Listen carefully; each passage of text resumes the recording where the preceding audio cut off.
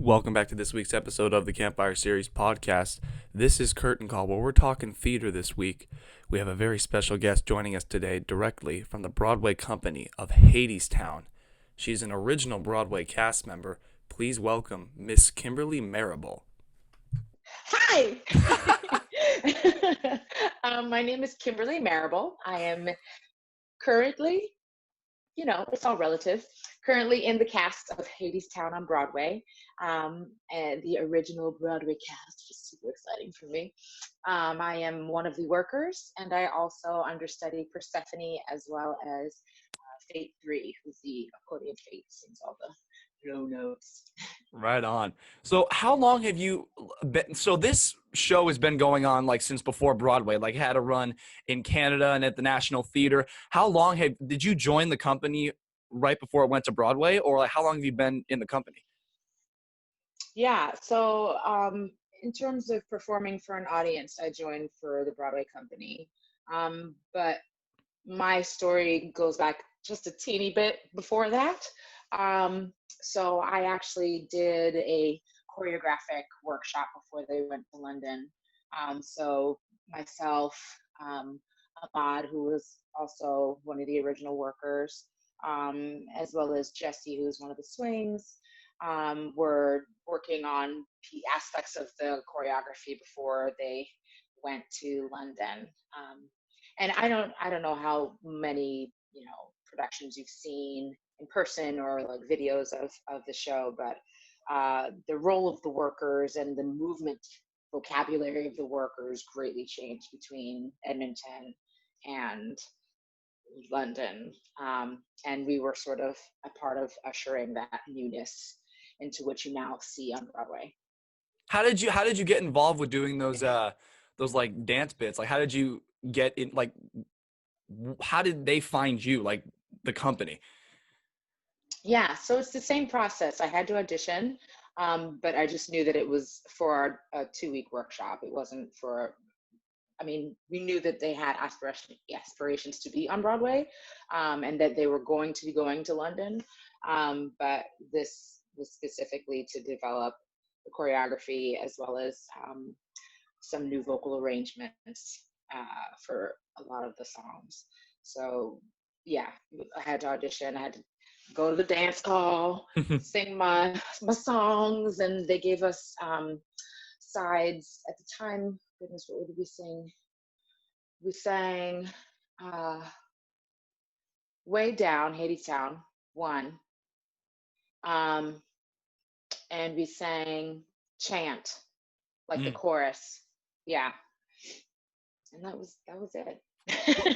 So being a part of Hadestown, you're under the direction of Miss Rachel Chafkin, correct? hmm Now, a lot of people with Hades, with her winning best director this year at the Tony Awards, brought an amazing movement, like women as a director, and how amazing that is, and how proud are you of that milestone and just being a part of that journey for her? Oh, I am so incredibly proud of her, but also just the direction that theater is going in terms of, um,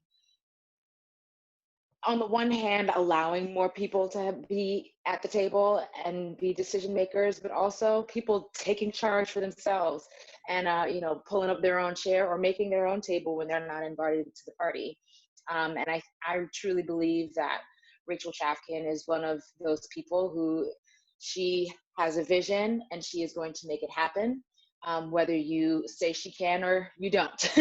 And what's even more beautiful is that she always brings people along with her for the journey. And even along the way, everyone gets to contribute any sort of ideas, and it truly becomes a group effort with her at the helm. So you said kind of pulling up your own chair. You've covered. So you said you're also an understudy for Miss Persephone.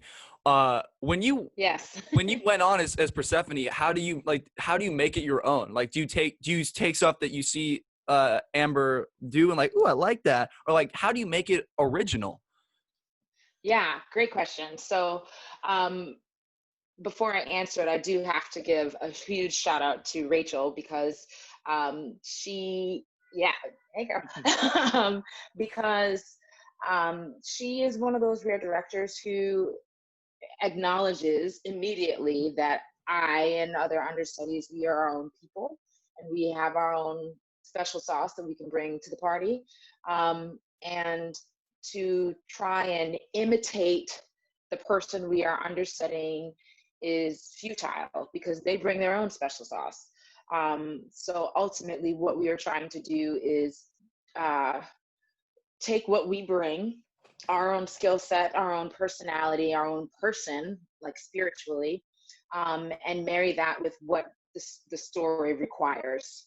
And obviously, there are certain, blocking points, stylistic choices, singing wise, choreography that has to hit the mark because that's what's been set. But other than that, I've been given some leeway to truly make it my own. And Persephone, to be specific about Persephone, like Amber Gray is a gem of a human and a singular sensation. I am not Amber Gray. And I don't know anybody else who could be Amber Gray except for Amber Gray. And so I think being given that sort of permission to be myself and also be Persephone was really liberating and also has allowed me to be my best storyteller. Was there like a different adrenaline rush than, let's say, opening night as you or when you were a part of the workers chorus, as opposed to you being going on for Persephone as the first time? Like, what was the difference in like emotion and energy? I have to tell you, it was all sorts of different. So I went on for Persephone. I almost went on 2 weeks after we opened. And we had not had any rehearsals. I just had been learning everything on my own. Wow. Yeah, and she ended up being able to be at the show that day. But they called me at like 11 o'clock in the morning, and they were like, "There's a 57% chance you might be going on as Persephone. Can you come to the theater?" So I got to the theater early. We sang through the show, and fortunately, I had been learning it on my own anyway, so I knew all the music. I had been watching, like, oh, what is she doing up there?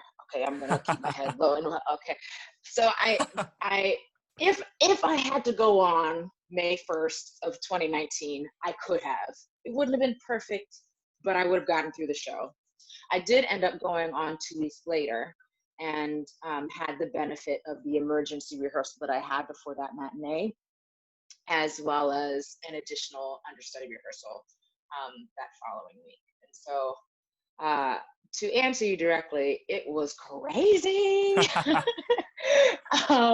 and totally different, and yet equally as joyful as the first time we ever performed Hadestown for an audience. But yeah, I didn't have a put in. So it was really the first time that everybody who was not at that one rehearsal that I had on stage was getting to see me do the role and to experience the story with me as Persephone. And I could not be more grateful for the cast and the crew and the band and the producers who came to see, and the team choreo, as we say, who like dropped what they were doing and like ran to the theater on their birthday to come and see the show that day. Oh my So gosh. just so much, so much support and so much love and and joy. So in that way, it was very much the same, but also crazy different. What is this story like meant to you? Like just the tale of, I obviously Hadestown's based on, two ancient like love stories, but like put together in the Broadway musical Hadestown, how does it like affect you? Like, what does it mean to you, the whole story? Yeah, I think that's a wonderful and deep question. I'm going to try and keep it brief. I think this story reminds us of a few things. I think it reminds us of the power of love. I think it reminds us of the importance of choice and making sound choices. And it reminds us to be fearless, um, and to also have compassion. I think depending on who you're experiencing this story through, you're going to have more of one or more of the other. But ultimately, it is two love stories that are intertwined now, but also back in the day when the stories were created. You know, it was always the love of uh, Orpheus for Eurydice that inspired him to make the choice to go and try and save her. It was always the love of Hades and Persephone that Orpheus reminded them of their love, that inspired them to make a choice, to let them try to make their way back. It was the choice to have doubt and to give in to fear that made Orpheus turn around. Um, and it's the importance of these decisions and being in touch with ourselves and our feelings, and love, that sort of makes the world go round in that way, and sort of informs how we can approach even daily life. And finally, just remembering that there is hope. And even with all the choices and all of the love that we have to give and to make, or to make and to give rather, there's always another chance to try again if it doesn't work out exactly how we intended the first go round. And I think that's what I love the most about Hadestown, is that this sounds corny, but we get to sing it again and again, and we get to try again, you know? And obviously, this particular myth ends the same way. But in life, who knows? Could be great. I thought that's perfectly said. That could not have been said any better. Uh, Now on a kind of a weird segue. Yeah. What was it? I didn't. Unfortunately, when I was last time I was in New York, I didn't see the billboard because it wasn't there Oh, yet. yeah. But you're on a billboard in Times Square. I know. What's that And like? that's super weird and crazy and cool. What's Like also like like super weird like and crazy and cool, like right it's now still there. during this pandemic, where in an empty, like somewhat empty New York City, the billboard of you is still there. It's Like, still there. what is that like? It's like, on the one hand, I'm like, oh yeah, I've made it. Ugh. And on the other hand, I'm kind of like, ooh, this is like post-apocalyptic. This banner, this billboard has been there since December. Like, whoa. But yeah, no, it's really cool. What I loved the most was taking my parents to go see it. I'm Oh, from New York originally, so um, they had met me after the show. They went to see another show, and we met after our respective shows were done. I was like, have you guys seen the billboard yet? And they were like, oh my gosh, we haven't. So we walked over, and they were just like, just in awe. And it was really cool to share that with them. you ever been recognized around Times Square? Like, oh, that's her. I, Not really. I would assume like in the winter you have your big coat on, and you got your scarf, so makes it a little Yeah. bit easier to go to and fro. Yeah, I think maybe once or twice. But I mean, I'm not like Audrey McDonald. I don't know that people were like, oh, that's Kimberly Marable. Maybe one day. With that and the vibe of New York City, you guys are in the Walter Kerr Theater. What's that venue like? Mhm. Like, how does the Walter Kerr like impact your perform? I think it's a perfect space for your guys' show. Like, what do you think of the Walter Kerr? Yeah. Yeah, it is a beautiful theater, and I couldn't agree more. It is the perfect space for our show. Just intimate and ornate and um, rich in design. Like the decor is very rich. Um, and also there's a bit of whimsy. There's a bunch of what is the word? Mosaics, but that's not really the word I'm looking for, but that'll have to do, of various myths that are scattered throughout the theater on the walls and on the ceilings. And Oh there's yeah. flora and fauna. It's just a nice way to kind of weave the space into the story that we are telling. They could not have chosen each other any better. What's some tips you, so obviously everyone wants to be on Broadway, and some people don't realize that, excuse me, that doing it 8 times a week is hard and, challenging. What are some tips you can give to actors and just anyone in life, how to stay mentally healthy and, Mm, to find ways to make the show new every night? Because you're doing it, a lot. yeah. I think mental health is a great way to look at that question, because usually when I get that question, it's about, okay, what do you do physically to stay in shape and blah, blah, blah. And that is important too, hydrating and sleeping and all that. But mental health is key. And how do you do it? Well, first of all, you remember that we do this thing because we love it. And in the moments where you don't love it, because we're human, um, you have to try and find even just one thing that brings you joy. If it's, oh, this part of the song, I really love that part of the song, I'm just going to be here and be present and look forward to that part of the song. Or I really love this moment where I get to say this line to this person and they're really listening to me. Or I get to really listen to this person and engage with them. And just find the joyful moments, large and small, to get you through. Um, Along the same lines, in terms of like maintaining a performance 8 times a week, it helps to just listen, because we are human. We're going to feel different every day from outside of the building and bring all of that energy into the building when we come to do the work. And Kimberly with a stomach ache is going to approach, worker number one differently than Kimberly who just $1 Friday. you know, um, Persephone who spent a day at the beach is going to be a different Persephone than, Persephone who was at understudy rehearsal for 5 hours and had 30 minutes to eat something. It's a different thing.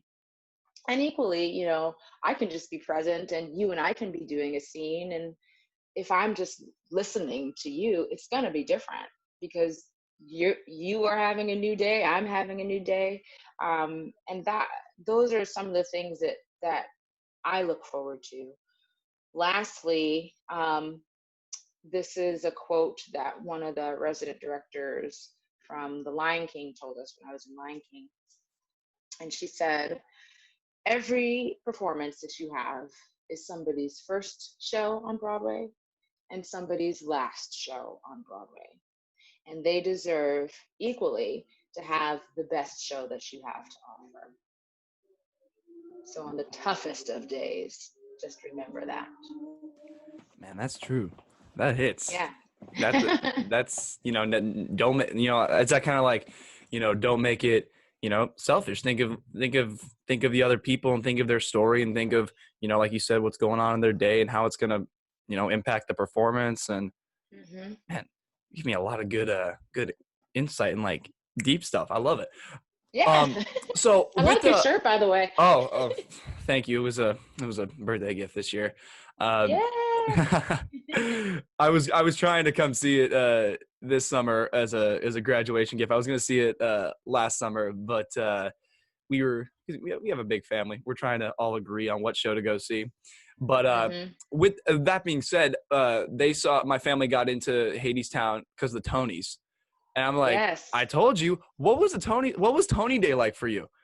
That was the craziest, longest day ever. um, First of all, I was doing an Instagram takeover for the show, which I actually am That's right. really glad that I got to do because it was my first time performing on the Tonys, and so everything was new. So I was just experiencing it and documenting it, which I don't know that I would have thought to do on my own. We had to be at the theater at 6:00 in the morning. Is that at Radio City or the Cur? The Cur. Right We had on. to be there at 6:00 in the morning to get into costume and makeup. Then we get bussed over to Radio City.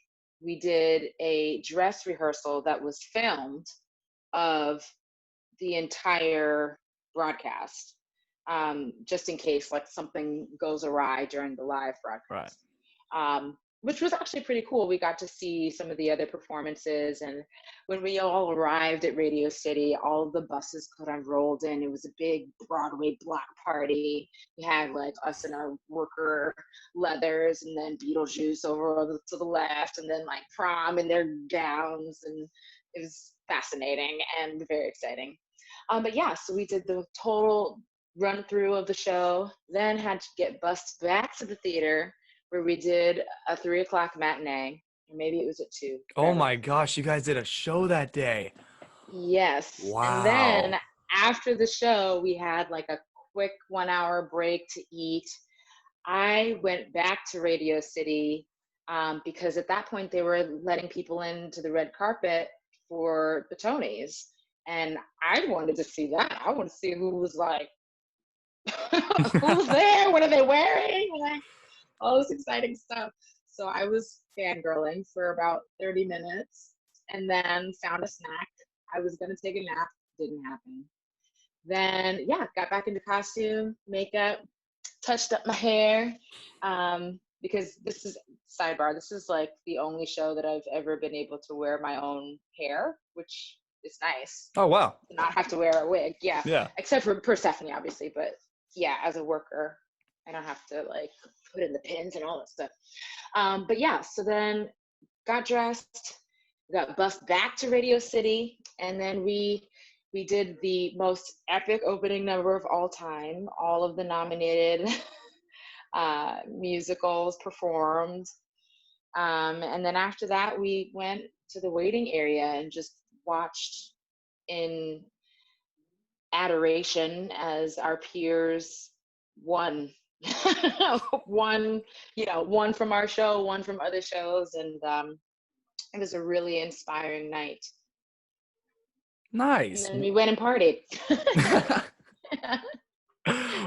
What is with you being part of the workers chorus when you're on stage every night? What's that one song that just gives you goosebumps every time and you're like, I can't wait to perform it? Goosebumps. Why? It's just like, like when you're performing and there's just one of those songs as like in the ensemble, you're like, I get to be a part of this song, and because Yeah. the principles of the show, they're nothing without the ensemble, in those songs. Right. So like, what are those songs for you when you perform? One of the songs is definitely If It's True. It's in the second act. After we beat up Reeve, who's super nice. He then is like having his moment of like, what is the point of this? We should stand up for each other.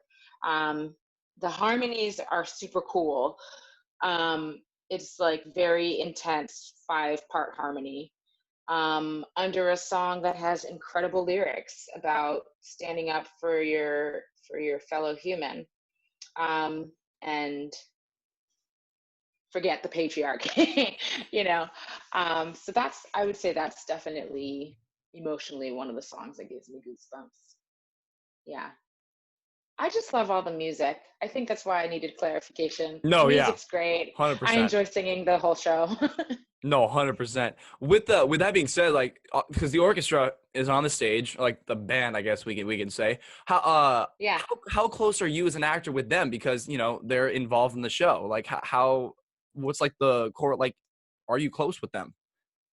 Yeah. Oh yeah. We hang. We do social events together. Their dressing area is in the cross under. So we're always, intermission before the show, hanging out. Yeah. And especially as a Persephone, I have to learn all their names anyway to introduce them.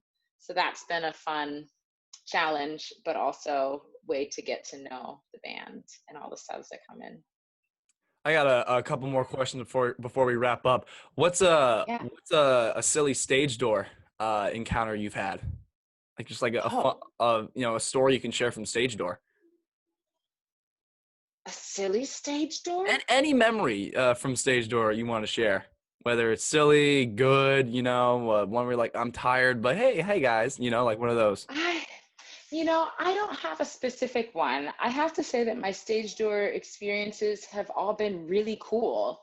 I particularly love when people cosplay, and I'm always like, yeah, when I see worker cosplay, because that's less common. But I'm just so impressed with how creative people are in being in their house with their sewing machines and like putting together a lace dress um, from scratch. Um, but yeah, overall, people have been super kind and fun and inspired, and it's been really nice to share in that experience with people. I mean, we share in the experience, as audience members and actors on stage, but it's cool to have the addendum afterwards. Be like, you experienced it, me too. That was cool. I'm glad we shared that moment. And with like experiences, people get to listen to the cast album, in their cars and stuff. What was it like recording the cast album? So cool. The original Broadway cast album. Grammy Award winning. Grammy Award winning. I know. It's so cool. Honestly, like Hadestown has allowed me to check off so many like bucket list items, and that was definitely one of them. Yeah, the cast album recording process was faster than I thought it would be. We did the whole album in one day. Um, and also really inspiring. Like by the time we got to Road to Hell 2, it was the end of the day. It was just very cathartic. Even now, I'm getting chills and just thinking about, Rachel even there directing us and how to recreate what we do on stage in a booth that is considerably smaller, and people are over there separated by cloth and plastic, and it was a really special experience, and it made it even more special to be able to listen to it afterwards and know that we made this thing. Absolutely. And the reception it got, I don't know if that's the word, but like, Hmm. all Yeah. the acknowledgement and praise. It's such a cool album. With that Yeah. being said, what is like kind of more on like the actor's standpoint, being in musical theater and just in theater in general, what's some general advice you can give to people? Yeah. This is what I will say. I will say, be kind, be prepared, like do the work, be on time, don't be late, and be grateful for every step of the journey. That's what I would say. Nice. Well, I'm actually Yeah. very grateful that you took some time out of your day to come talk with me. Cause let me tell you, like I like everybody else, I love like Hadestown, and I always want to get some cool stories. And you really hit it on the head earlier, how it just kind of reminds you and teaches you like the importance of love and like the choices and all that. And it's super. The show is so moving, and when all this quarantine and lockdown is said and done, I really hope that, I know the Broadway community and theater community alone is going to, come back stronger than ever. People are going to be doing, back handsprings in Times Square, I bet. I won't be, but I'm sure someone will be. Well, is there any other things you want to, leave before we sign off? Any thoughts or anything? Sure. Well, first of all, thank you for having me. This is a lot of fun. And yeah, just be safe. We're not out of the woods yet, but we are on our way. So be safe, be healthy, stay inside unless you really have to go outside, get some fresh air. And I'll see you at the Walter Kerr. I will I'll hopefully see you at the Walter Kerr. I hope when this whole thing is said and done, I when travel, is kind of safer. Easier. Absolutely, Right. absolutely heading to New York. That is the number one thing that is on my bucket list once this whole thing's over. Yeah, we'll be here. Yes, good. Well, thank you, Kimberly, so much for coming on. And also, I like your shirt as well. Isn't today like National Bee Day, or what is it today? I don't know. Maybe it is. I just was inspired by the shirt. That's such a coincidence because I was Yeah. looking on social media, and I think today is like National Bee Day or something. Amazing. That's we need crazy. the bees. We do need the This bees. is for my bees. Yes. This is for the bees. Yeah. Well, stay safe. You're still in New York. So stay safe. I am. There. Thank you. You too. Yeah, absolutely. Take care. Get fresh air if you absolutely need to, and I'll let you know when this episode drops. Great. Awesome. I'd love to check it out. It was nice meeting you, Kimberly. Great to meet you too. Have a great day. You as well. Ready? Bye. Bye-bye.